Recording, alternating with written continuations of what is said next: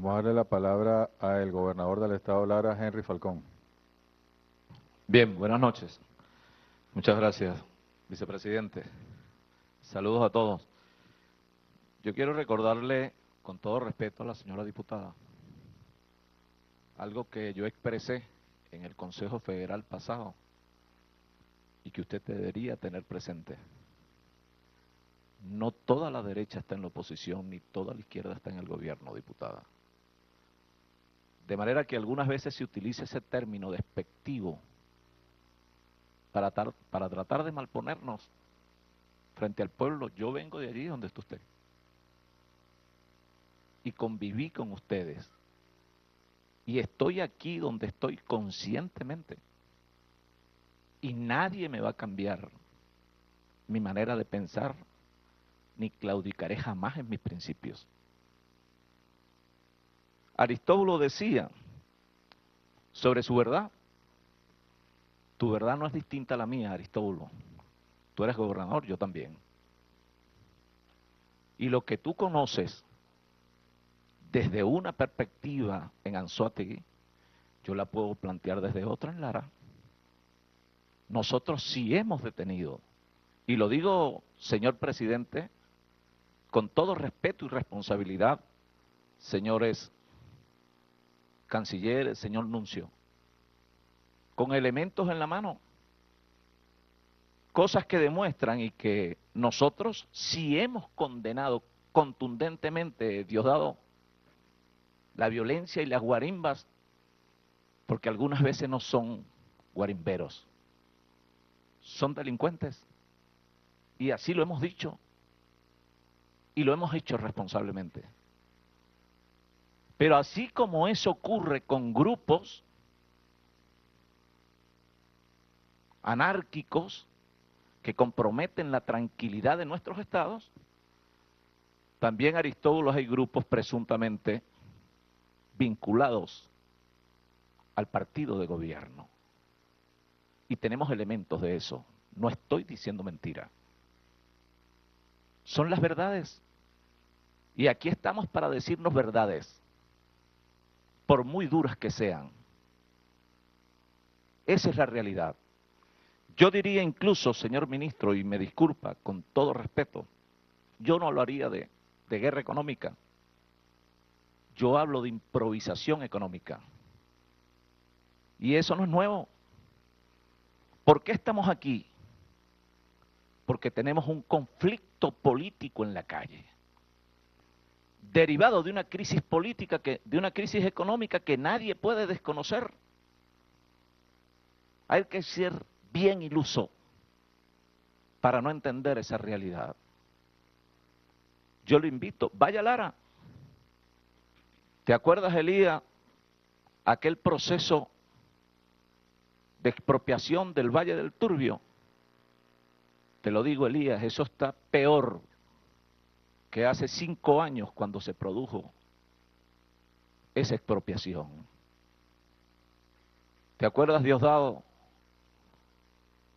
aquel evento, aquel a lo presidente en aquel fondo por allá vía Sarare, con aquella carretera, el maizal, se perdió el maizal y se perdió el ganado y la carretera de hace 5 años no se ha construido, ministro? Y esa realidad no es distinta en las cementeras, Nicolás. Yo digo esto como una crítica positiva para que podamos debatir también sobre estos temas y regularizar la situación del país, porque nadie juega al caos ni al fracaso. Yo no lo hago. Yo creo en el diálogo fervientemente y por eso estoy aquí. Pero yo creo que es el momento de dejar de lado la arrogancia, la prepotencia y algunas veces la separación. Yo, por ejemplo,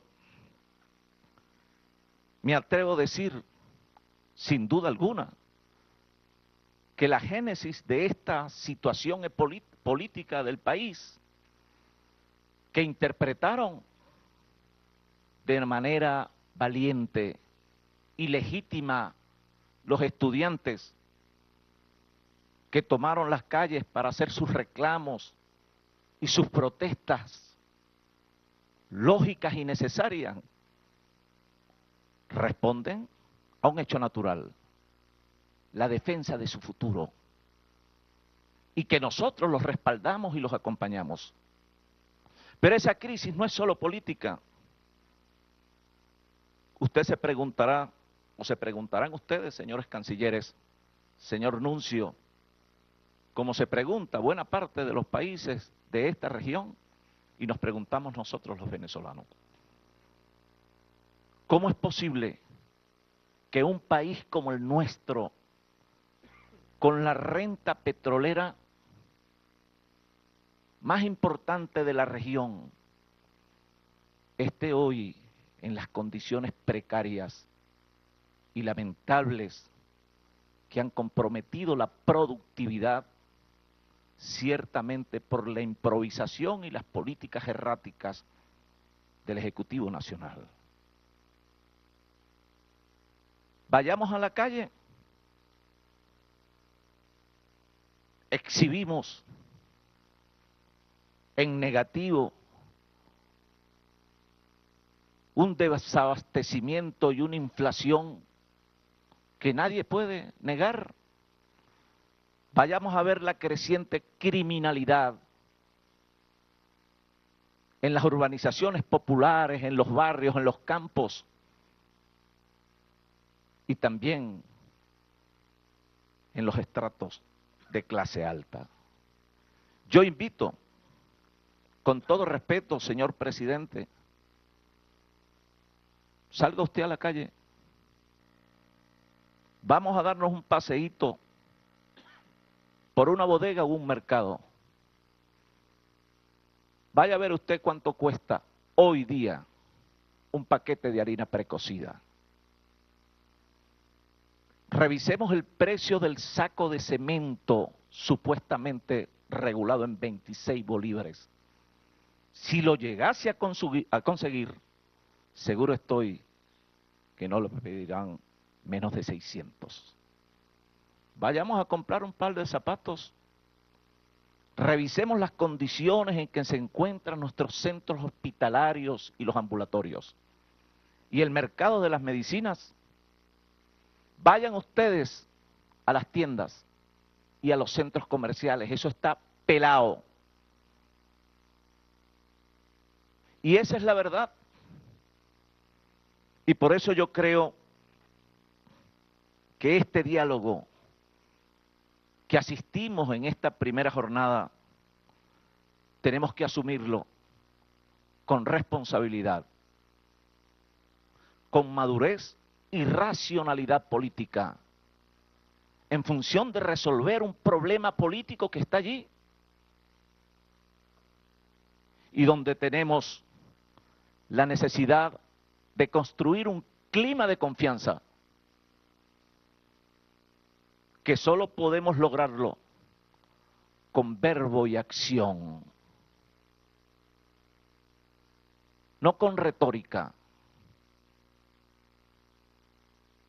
no con palabras. Este diálogo, necesario como es, no puede fracasar, porque sería el fracaso de ustedes y el fracaso nuestro también. Yo los invito, y seguro estoy que muchos conocemos la experiencia de otros países. Mirémonos en el espejo de esas experiencias que tenemos cerca. Aquí está la señora cancillera de Colombia. Revisemos las consecuencias de la intolerancia política en ese país.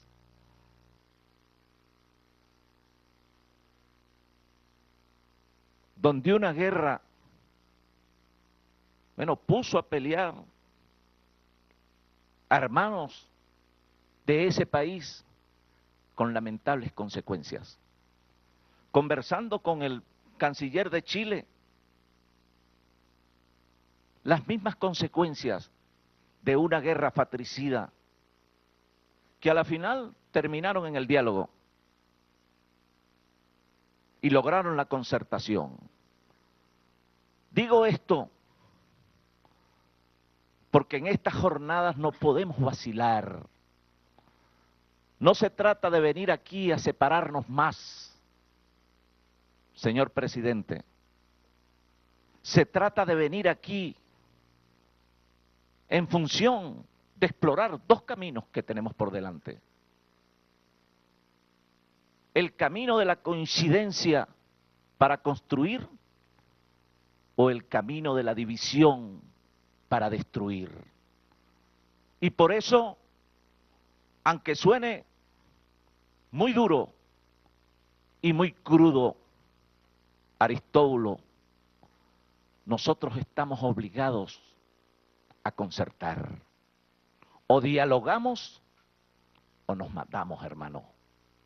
Y esa es la verdad. Esa es la verdad. Por eso, esto lo debemos hacer en un clima de respeto y reconocimiento mutuo. Yo estoy de acuerdo con eso. Y desde el primer momento que hubo el llamado al diálogo, yo lo asumí con entereza. Y no me importa lo que digan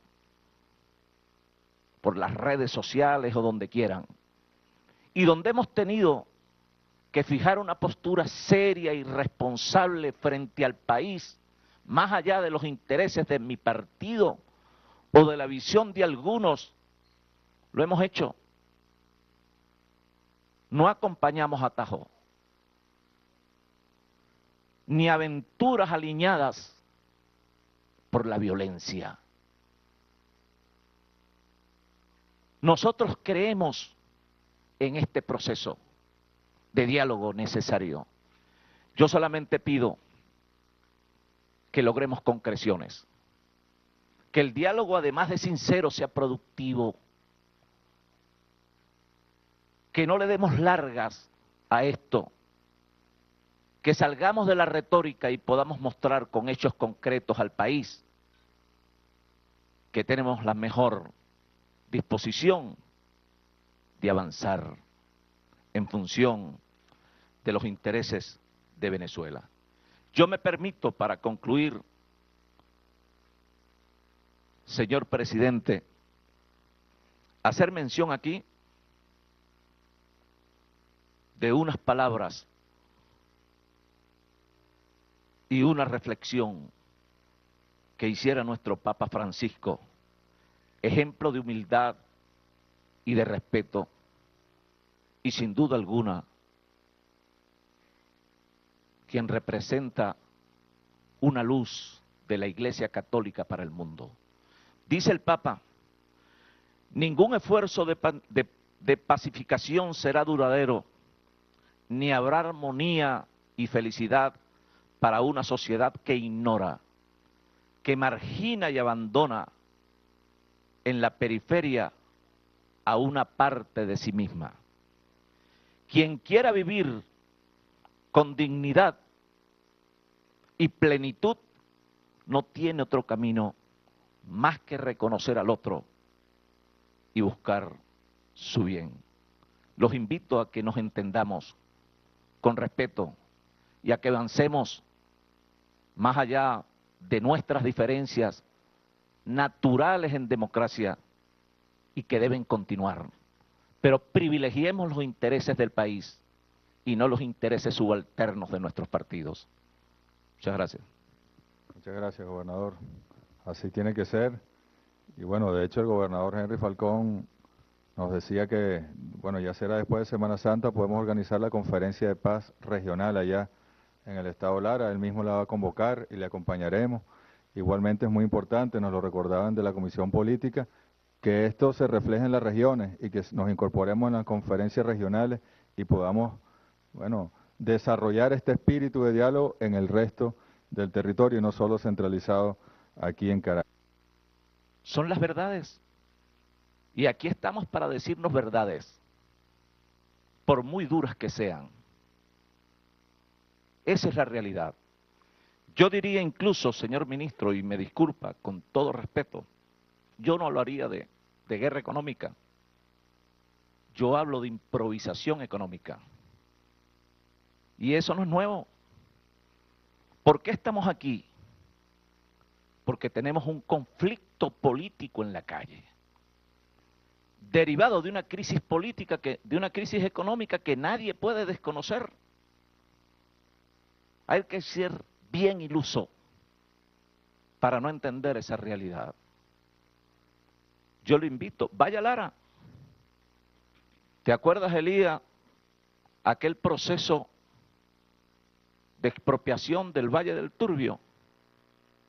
Te lo digo, Elías, eso está peor que hace 5 años cuando se produjo esa expropiación. ¿Te acuerdas, Diosdado,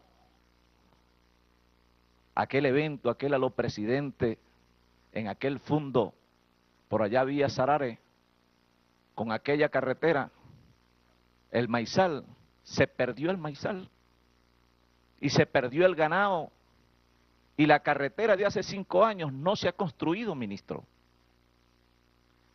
Y esa realidad no es distinta en las cementeras, Nicolás. Yo digo esto como una crítica positiva para que podamos debatir también sobre estos temas y regularizar la situación del país, porque nadie juega al caos ni al fracaso. Yo no lo hago.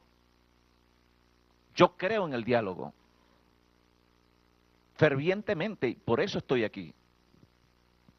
Pero yo creo que es el momento de dejar de lado la arrogancia, la prepotencia y algunas veces la separación.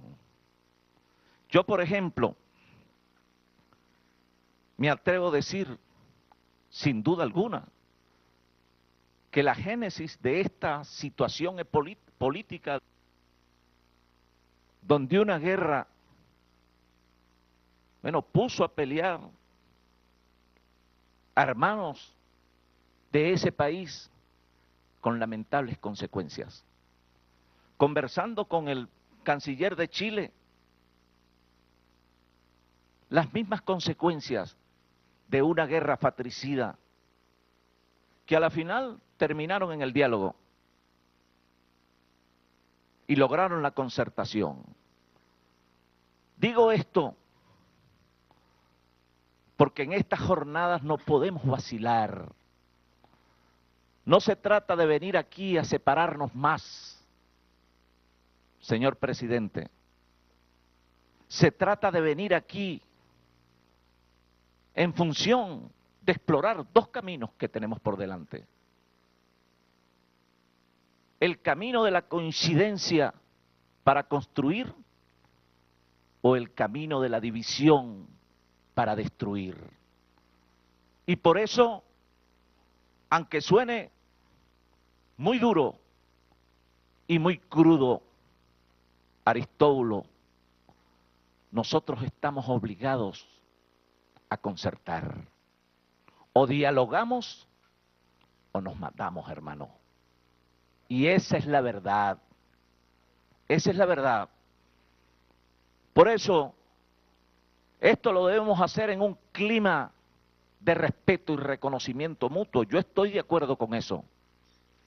Y desde el primer momento que hubo el llamado al diálogo, yo lo asumí con entereza. Y no me importa lo que digan por las redes sociales o donde quieran. Y donde hemos tenido que fijar una postura seria y responsable frente al país, más allá de los intereses de mi partido o de la visión de algunos, lo hemos hecho. No acompañamos atajos, ni aventuras aliñadas por la violencia. Nosotros... Vamos a darle la palabra al gobernador del estado Lara, Henry Falcón. Bien, buenas noches. Muchas gracias, vicepresidente. Saludos a todos. Yo quiero recordarle, con todo respeto a la señora diputada, algo que yo expresé en el Consejo Federal pasado y que usted debería tener presente. No toda la derecha está en la oposición, ni toda la izquierda está en el gobierno, diputada. De manera que algunas veces se utiliza ese término despectivo para tratar de malponernos frente al pueblo. Yo vengo de allí donde está usted y conviví con ustedes y estoy aquí donde estoy conscientemente y nadie me va a cambiar mi manera de pensar ni claudicaré jamás en mis principios. Aristóbulo decía sobre su verdad: tu verdad no es distinta a la mía, Aristóbulo. Tú eres gobernador, yo también. Y lo que tú conoces desde una perspectiva en Anzoátegui, yo la puedo plantear desde otra en Lara.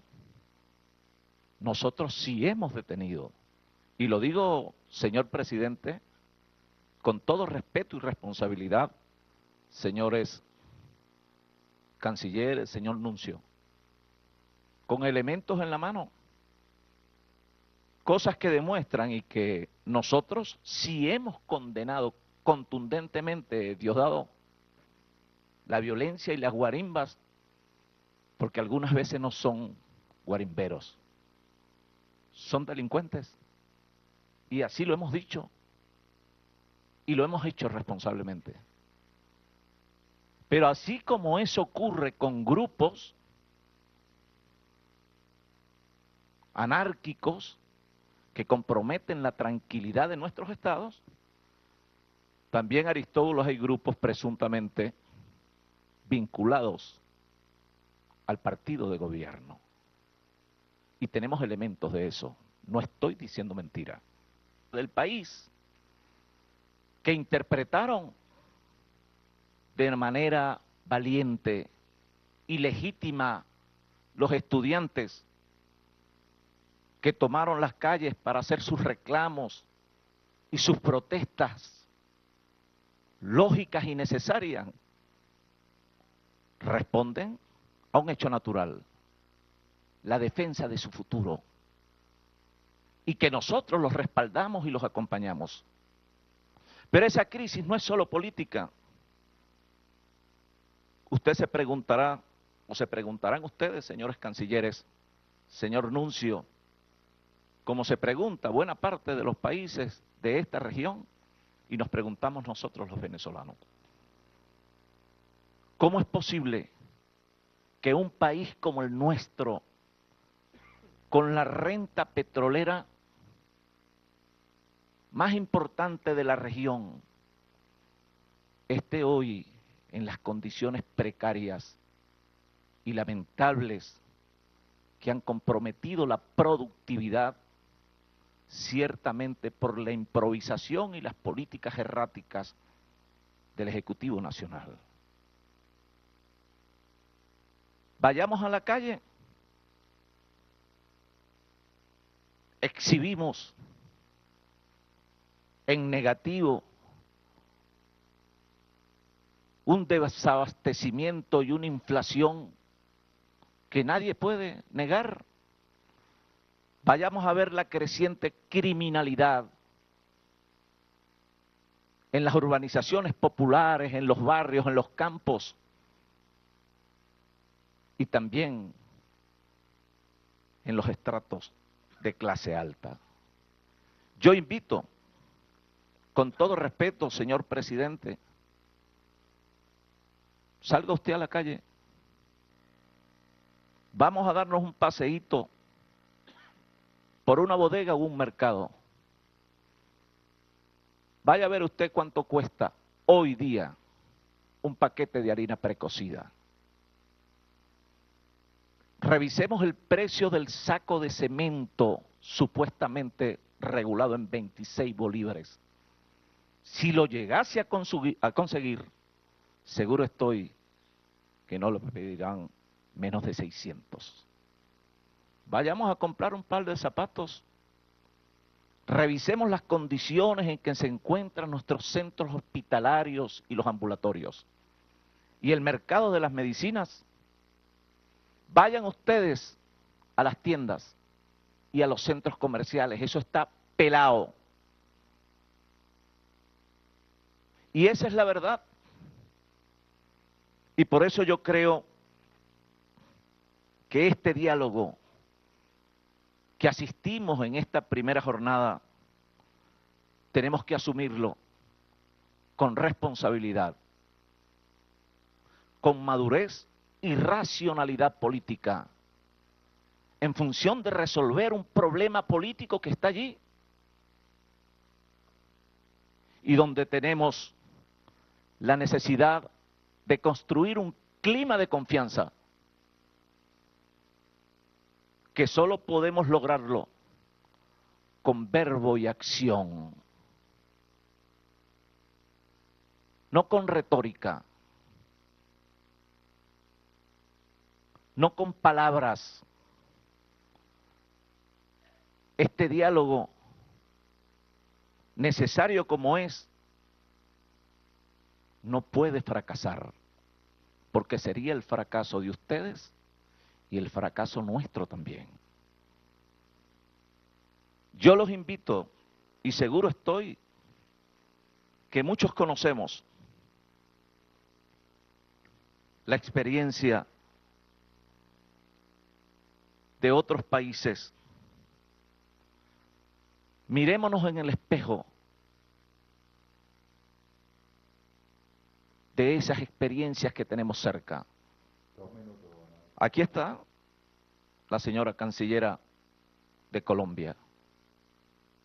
Revisemos las consecuencias de la intolerancia política en ese país.